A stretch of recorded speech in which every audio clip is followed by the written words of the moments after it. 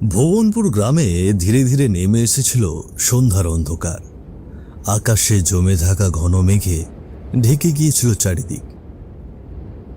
নদীর পার, গ্রামের কাঁচা পথ, এমনকি গাছপালাও। দূরে কোথাও মেঘ গর্জে উঠছিল গুড়গুড় শব্দে। মনে হচ্ছে আর একটু পরেই নেমে পড়বে ঝুম বৃষ্টি। ঠিক এমন সময় প্রতিদিনের মতো আজও জমে উঠেছিল শিবেন কাকার চায়ের দোকানের আড্ডা। আকাশটা যেন ভারী হয়ে উঠেছে পুরো। মনে হচ্ছে বাদলা নামতে আর বেশি দেরি নেই। তাই তো মনে হচ্ছে। তা তুই মেলার দিকে যাসনি? পুজো উপলক্ষে তো এবার বেশ বড় মেলা বসেছে রে। খুড়ো, তুমি তো জানোই শিবেনদার দোকানে সন্ধ্যার আড্ডাটা না দিলে কোনো জায়গাতেই গিয়ে শান্তি মেলে না। এই ওই রাকেশদা আসছে না? রাকেশদা আসলে বরং তারপর না হয় আমরা সকলে মিলে মেলার দিকে যাব। বেশ বেশ, তাই যাব। তবে আজ রাতের কথা তোদের মনে আছে তো? যদি আবার সেই কালো ছায়া নেমে আসে গ্রামে। খুড়ো, শুভ দিনে এসব অশুভ কথা তুলো না তো। আর তারপরও তো কালনন্দন গুরুদেব তো অনেক আগে সেসব গ্রাম থেকে তাড়িয়ে দিয়েছিল। তারপরও কেন এসব নিয়ে কথা বলছো বলো তো? শিবেনদা, তুমি আর রাকেশদা যে এসব বিশ্বাস করো না সেটা আমরা সবাই জানি, কিন্তু গুরুদেব যাবার সময় স্পষ্ট করে বলে দিয়ে গিয়েছিলেন তিনি মারা গেলে আবারও সেই কালো ছায়াটা নামতে পারে। কিন্তু গত বছর পুজোর সময় তো কিছুই হয়নি। সে বছরও কিছু হবে না। তোমরা শুধু শুধু ভয় পেয়ে বসেছো। এটা ভয় পাওয়া নয় রে, এটা হচ্ছে সতর্ক থাকা, বুঝলি? যেটা তুই আর রাকেশ কখনোই মানিস না।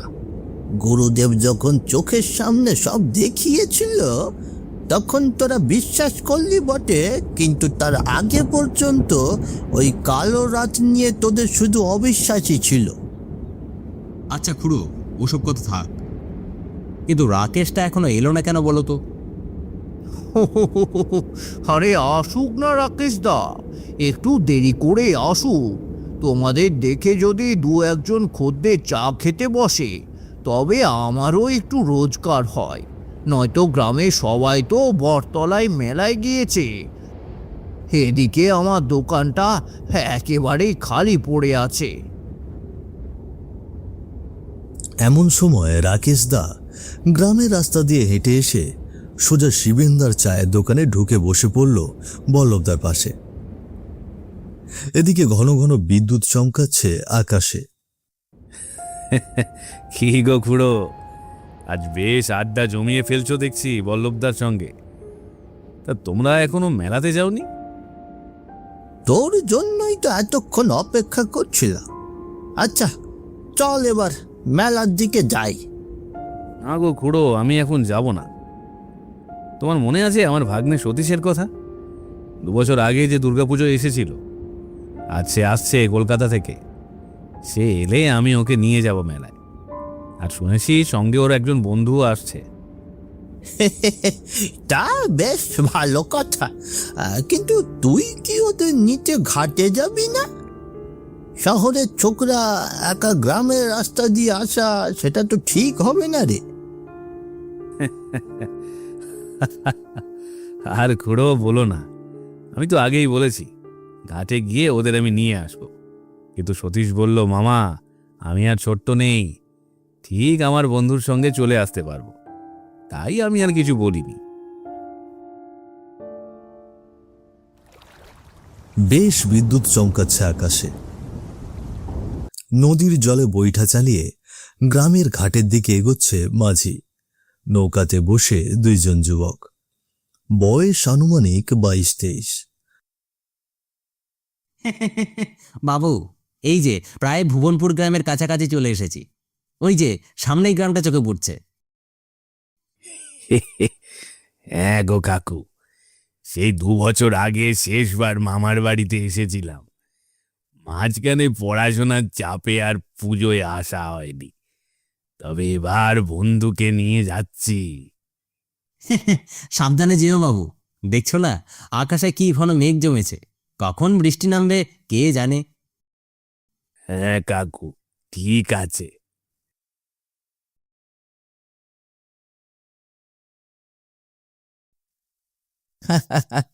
আরে কাকুটা বেশ ভালোই ছিল, তাই না বল? হ্যাঁ, খুব মিশুকে ছিল। তবে আমার মামার গ্রামের মানুষও অনেক মিশুকে। তুই চল, বেশ আনন্দ পাবি।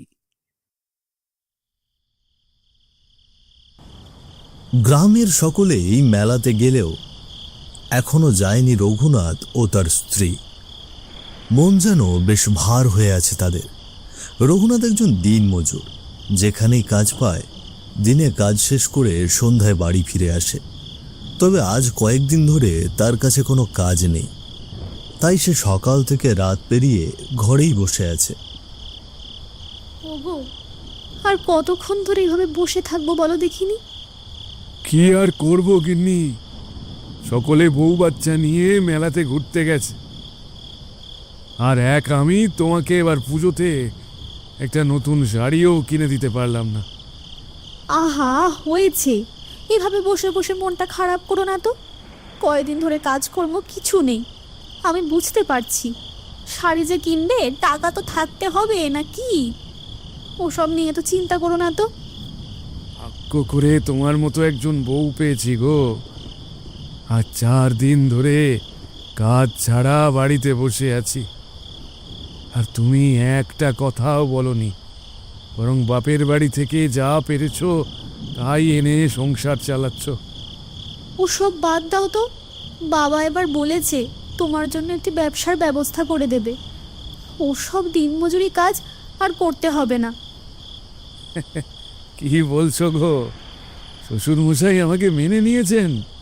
কই, আসার পরে তো কিছু বলনি। বললাম তো। এখন তা শোনো, আমরা না হয় এবার নবমীতে বাবার বাড়ি যাব, বুঝলে? এখন চলো তো, বাবা কিছু টাকা দিয়েছে, মেলার দিকে গিয়ে একবার ঘুরে আসি। না না গিন্নি, আজ যখন যাওয়া হলো না, এই রাতে আর বাইরে না বেরোনোই ভালো।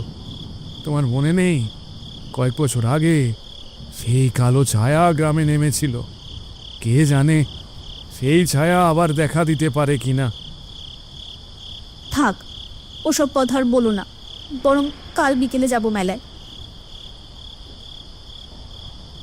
কিরে, আরে তোর মামার বাড়িতে যেতে আর কতক্ষণ লাগবে? আরে আমরা তো শুধু হেঁটেই চলেছি। আরে ঘাটে নেমে তো কোনো গাড়ি পেলাম না। নে, বেশি দূর নেই, এই তো সামনে বুঝি একটি বাঁশঝাড়ের রাস্তা আছে, আর তারপরেই আর একটু এগোলেই মামার বাড়ি। হয়তো গ্রামের মেলায় সকলে গিয়েছে, তাই হয়তো রাস্তায় কোনো মানুষজন নেই।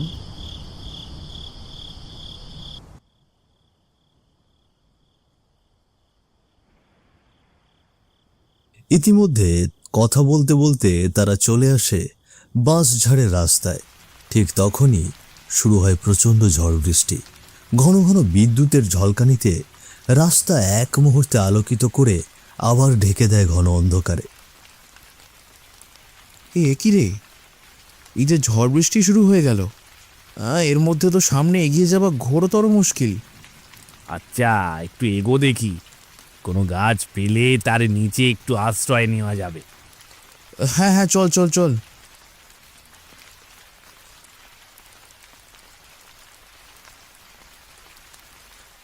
কই রে, আশেপাশে তো একটাও গাছ দেখছি না, শুধু চারিদিকেই ঘন বাঁশবন। দিন আগে এসেছি তোরে, হয়তো তখন 2-1টা গাছ ছিল, কিন্তু এখন তো আর দেখছি না। না রে, ভারী মুশকিলে পড়লাম, সামনে তো আর এগোনো যাচ্ছে না। কি বাতাস বইছে রে বাবা। সামনে এগোনো তাদের জন্য যেন অসম্ভব হয়ে উঠছিল এই ঝড় বৃষ্টিতে। ঠিক এমনই সময়ে বাঁশঝাড়ের ভেতর থেকে একজন বৃদ্ধ লোক এগিয়ে এলো। হাতে তার টিম টিম করে জ্বলছে একটি লণ্ঠন।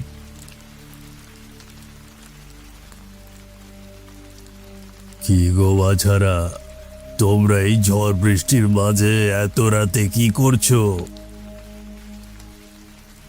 আমি আমার মামার বাড়ি যাচ্ছি গো দাদু, শহর থেকে এসেছি। রাকেশ পাল আমার মামা। হো হো, বেশ ভালো তো। তা তুমি তাহলে রাকেশের ভাগ্নে? কিন্তু বাছারা, এই ঝড় বৃষ্টির মধ্যে আর সামনে এগোনো তোমাদের জন্য ঠিক না। এই তো এখানেই আমার ছোট্ট কুঁড়ে ঘর রয়েছে, তোমরা বরং আমার সাথে এসো। ঝড় বৃষ্টি কমে গেলে আমি নিজে গিয়ে তোমাদের রাকেশের বাড়ি রেখে আসবো। এসো। সতীশ, বলছি দাদুটার সাথে কি আমাদের যাওয়া উচিত? এই ঝড় বৃষ্টির মাঝে, তাও আবার গ্রামের পথ। না না, সামনে তো আর যাওয়াটাও সম্ভব নয়। আচ্ছা বেশ, তবে দাদু ঠিক আছে, চলো। ঝড় বৃষ্টি না কমা পর্যন্ত তোমার কুঁড়ে ঘরটাতেই একটু আশ্রয় নেওয়া যাক। ঝড় বৃষ্টির মাঝে বৃদ্ধটির সঙ্গে বাঁশঝাড়ের ভেতরে প্রবেশ করে সামনের দিকে হেঁটে এগিয়ে যেতে লাগলো সতীশ ও অঙ্কুশ। বেশ কিছুক্ষণ হাঁটার পরে একটি কুঁড়ে ঘরের সামনে এসে পৌঁছল সকলে। কুঁড়ে ঘরটি এত পুরনো ছিল যে দেখে মনে হচ্ছিল বেশ কয়েক বছর সেখানে কেউ থাকে বলে মনে হয় না। তবে বিপদে পড়েছে তারা, এই জন্য এসব নিয়ে আর বেশি কিছু না ভেবে বৃদ্ধ লোকটির সাথে তারা প্রবেশ করলো কুঁড়ে ঘরের ভেতরে। ও রামচরণ, দেখ তোর জন্য কি নিয়ে এসেছি। কত বছর বাদে আমারও পেয়েছি কচি কচি শিকার। তুই এদের বুঝে নে, আমি চললাম। এ কি বলছো তুমি?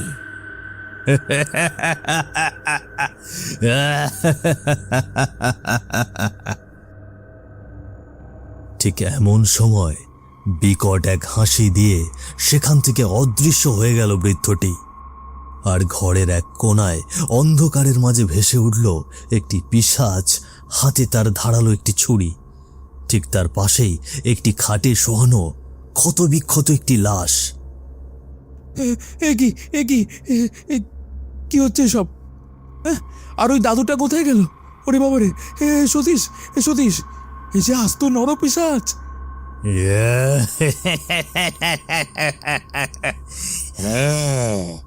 আমি এক নরপিশাচ। ঠিক বলেছিস, ঠিক বলেছিস। আর এখন এখন তোদের কিডনি, চোখ সব কিছু খুলে নিয়ে বাকি মাংস, হাড় গোড় সব চিবিয়ে চিবিয়ে খাবো।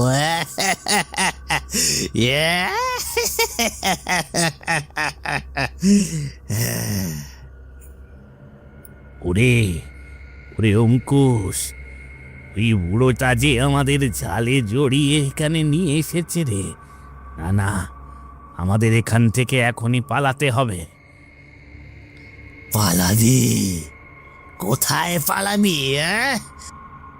আমার এখানে যে আসে তার কিডনি, চোখ না বের করে যে আমি যেতে দিই না রে।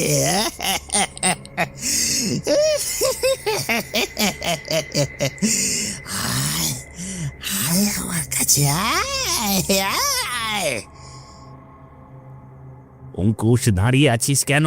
তাড়াতাড়ি চল, দৌড়া। আর এক মুহূর্ত নষ্ট না করে তারা দুজনেই সেখান থেকে প্রাণপণে দৌড়তে শুরু করলো।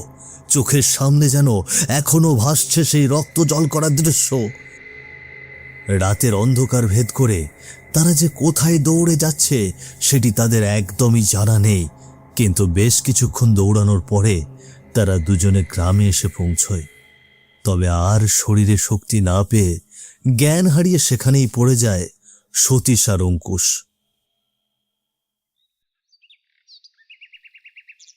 সকালের সূর্যের কিরণ পড়েছে ভুবনপুর গ্রামে। কাল রাতের ভয়ঙ্কর কালো ছায়া থেকে বেঁচে ফিরে এখন মামার বাড়ির ঘরে একটি খাটে শুয়ে আছে সতীশ আর অঙ্কুশ। সামনেই দাঁড়িয়ে আছে তার মামা রাকেশ, বল্লভদা ও গুণিন খুড়ো। বেশ কিছুক্ষণ পরে সতীশ ও অঙ্কুশের জ্ঞান ফিরে এলো।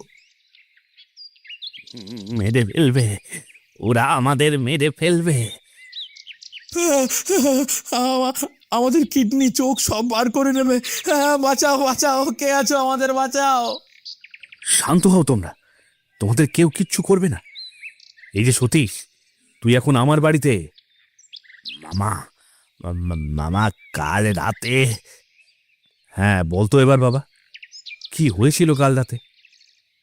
কাল আমরা নৌকা থেকে গ্রামের রাস্তা দিয়ে হাঁটছিলাম, আর তারপর বেশি কিছুক্ষণ হাঁটার পরে এসে পৌঁছাই বাঁশঝাড়ের রাস্তায়, আর শুরু হয় প্রচণ্ড ঝড় বৃষ্টি। আর তারপর আমরা প্রাণপণে দৌড়াতে শুরু করি। তারপর আর কিছু বলতে পারছি না মামা। আমি বলছি। আর তারপর আমি আর গুণিন খুড়ো, তোর বল্লভ মামা মিলে তোদের খুঁজতে বের হই, কারণ অনেক রাত হয়ে যাচ্ছিল। তারপরও তোরা এসে পৌঁছাচ্ছিলি না, আবার তুমুল ঝড় বৃষ্টিও শুরু হয়েছিল। পরে তোদের গ্রামের মাঝে অজ্ঞান অবস্থায় পড়ে পাই। সব আমার দোষ, সব আমার দোষ রে, সব আমার দোষ। কেন মামা, তুমি নিজেকে কেন দোষ দিচ্ছ? আমি তো তোমাকে ঘাটে আসতে মানা করেছিলাম। তবে মামা, একটা প্রশ্ন ছিল, ওই প্রেতাত্মারা কারা ছিল? ওরা কারা? ওদের বিষয়টি মাথায় ছিল না বলেই তো নিজের দোষ দিচ্ছি রে বাবা। তোদের সব বলি, শোন তবে। আজ থেকে 2 বছর আগে হঠাৎ গ্রামে ছোট থেকে বৃদ্ধ সকলে কেমন জানি লাপাত্তা হয়ে যাচ্ছিল। কিন্তু তারা কোথায় হারিয়ে যাচ্ছিল বা কে বা তাদের লাপাত্তা করছিল তার কিছুই জানা যাচ্ছিল না। তারপর মামা? আর তারপর একদিন ওই বাঁশঝাড়ের ভিতরে কয়েকজন গ্রামবাসীর চোখে পড়ে সেই বৃদ্ধ রামচরণ ও তার সাথী দেবাশিস 2 জন মিলে গ্রামের এক বৃদ্ধকে ধরে তার শরীর কাটা ছেঁড়া করে কি যেন বের করে নিচ্ছে। আর এটা দেখার পরে তারা এসে গ্রামে খবর দেয়। পরে লাঠি ঠ্যাঙা হাতে বেশ কিছু গ্রামবাসী সেখানে গিয়ে জানতে পারে তারা কলকাতায় এক অঙ্গ পাচারকারীর দলের সঙ্গে যুক্ত। আর ঠিক তখনই সকল গ্রামবাসী মিলে তাদের কুপিয়ে মেরে ফেলে। আর তারপর কি হলো? 1 বছর সবই ঠিকঠাক ছিল রে, কিন্তু সেই একই রাতে পরের বছর পিশাচ রূপে তারা আবারও ফিরে আসে। কেউ ভুল করে সেখানে গেলে তাদের কিডনি, চোখ সব বের করে তাদের হাড়গোড় সব চিবিয়ে খেত ওরা। তবে একদিন কানন্দন গুরুদেব তার তন্ত্রশক্তি বিদ্যা দিয়ে সব কিছু বন্ধ করে দেয়।